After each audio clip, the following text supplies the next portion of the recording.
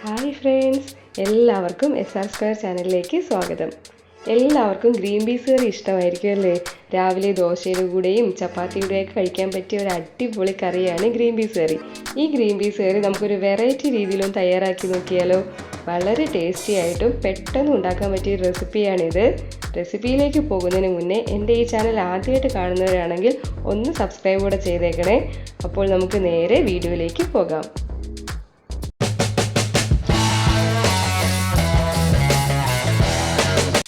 ആദ്യം തന്നെ നമുക്ക് ഗ്രീൻ പീസ് ഒന്ന് വേവിച്ചെടുക്കാം. അതിനായി ഞാനിവിടെ 2 കപ്പ് ഗ്രീൻ പീസിലേക്ക് കുറച്ച് ഉപ്പിട്ട് കൊടുത്തു.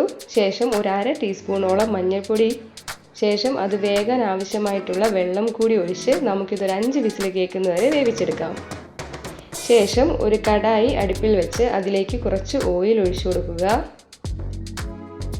ഓയിൽ നന്നായി ചൂടായതിനു ശേഷം ഒരു മീഡിയം സൈസിലുള്ള 3 സവാള ഒന്ന് ചെറുതായി അരിഞ്ഞത് ഒന്ന് വഴറ്റിയെടുക്കുക. സവാള എങ്ങനെ അരിഞ്ഞാലും കുഴപ്പമില്ല, കാരണം നമ്മളിത് ഗ്രൈൻഡ് ചെയ്തെടുക്കാനുള്ളതാണ്. ഇനി നമുക്ക് ഈ സവാള ഒന്ന് നന്നായി തന്നെ വഴറ്റിയെടുക്കാം.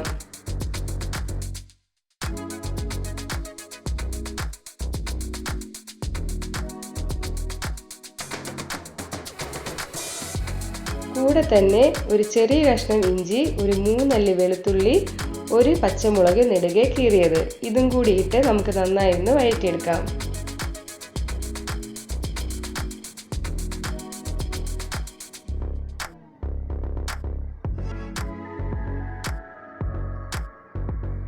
ഇപ്പോൾ നമ്മുടെ സവാളയൊക്കെ ചെറുതായി ഒന്ന് സോഫ്റ്റ് ആയിട്ടുണ്ട്. ഇനി നമുക്ക് അതിലേക്ക് ടൊമാറ്റോ കൂടി ആഡ് ചെയ്യാം. ഞാനിവിടെ ചെറിയ സൈസിലുള്ള 1.5 ടൊമാറ്റോയാണ് ചേർത്തിരിക്കുന്നത്. ഇനി ഇത് നമുക്ക് നന്നായി തന്നെ ഒന്ന് വഴറ്റിയെടുക്കാം.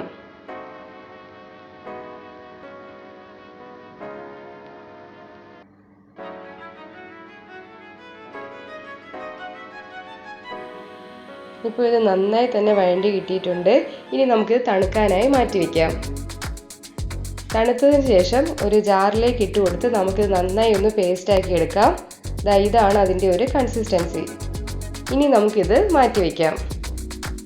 ശേഷം കടായി അടുപ്പിൽ വെച്ച് അതിലേക്ക് കുറച്ച് എണ്ണ ഒഴിച്ചു കൊടുക്കുക.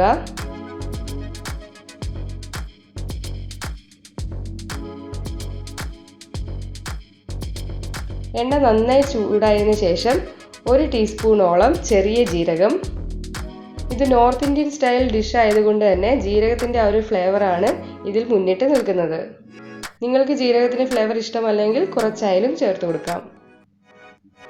ഇനി നമുക്കതിലേക്ക് ഒരു മീഡിയം സൈസിലുള്ള സവാള ചെറുതായി അരിഞ്ഞത് കൂടി ഇട്ട് കൊടുക്കാം.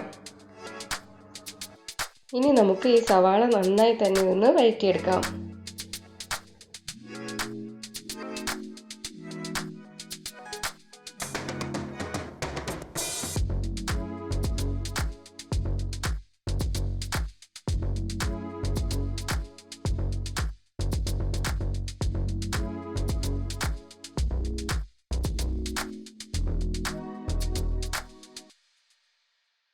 ഇപ്പോൾ നമ്മുടെ സവാളയൊക്കെ ഇവിടെ നന്നായി തന്നെ വഴണ്ടി വന്നിട്ടുണ്ട്. ഇനി നമുക്ക് മസാലകൾ ചേർത്ത് കൊടുക്കാം.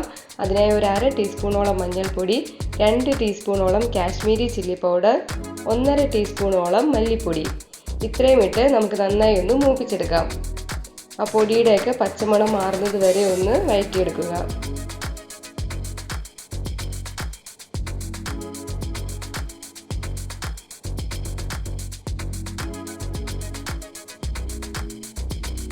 ഇപ്പോൾ പൊടിയുടെയൊക്കെ ആ ഒരു പച്ചമണം മാറി വന്നിട്ടുണ്ട്. ശേഷം നമ്മൾ നേരത്തെ അരച്ച് വെച്ചിരിക്കുന്ന ആ പേസ്റ്റ് കൂടി ആഡ് ചെയ്യാം.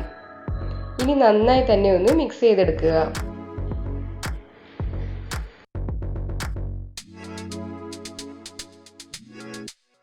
ശേഷം നമ്മൾ ജാറിലേക്ക് കുറച്ചുകൂടി വെള്ളം ഒഴിച്ച് അതുകൂടി ആഡ് ചെയ്ത് കൊടുക്കാം.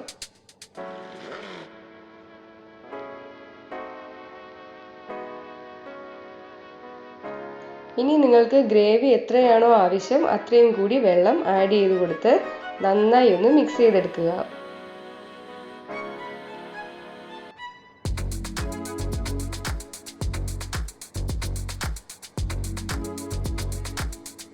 ശേഷം അതിലേക്ക് ആവശ്യത്തിന് ഉപ്പ് കൂടി ആഡ് ചെയ്യുക.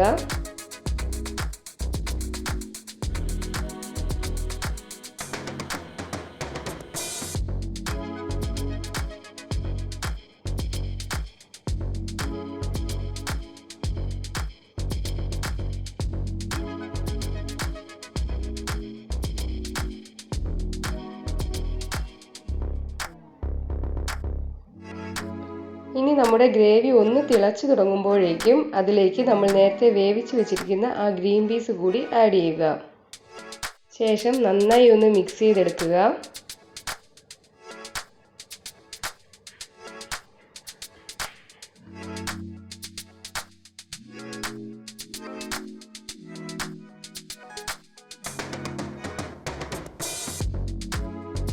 ഉപ്പ് നോക്കി ആവശ്യമെങ്കിൽ മാത്രം ഉപ്പ് ആഡ് ചെയ്ത് കൊടുക്കുക. ശേഷം ഒരു 1/2 ടീസ്പൂണോളം ഗരം മസാല കൂടി ആഡ് ചെയ്യുക. ഇനി നമുക്കിത് മിക്സ് ചെയ്ത് ഒന്ന് തിളയ്ക്കാനായി വെയിറ്റ് ചെയ്യാം. ഒരു 10-15 മിനിറ്റ് നമുക്കിതൊന്ന് തിളപ്പിച്ചെടുക്കണം. ഇപ്പോൾ ദാ നമ്മുടെ കറിയിൽ ആ എണ്ണയൊക്കെ തെളിഞ്ഞു വന്നിട്ടുണ്ട്. ഇത്രയും മതിയാകും. ശേഷം നമുക്കൊരു 1/2 ടീസ്പൂണോളം നെയ്യ് കൂടി ആഡ് ചെയ്യാം. നെയ്യ് ആഡ് ചെയ്യുമ്പോൾ കറിക്ക് കുറച്ചുകൂടി ടേസ്റ്റ് കൂടും.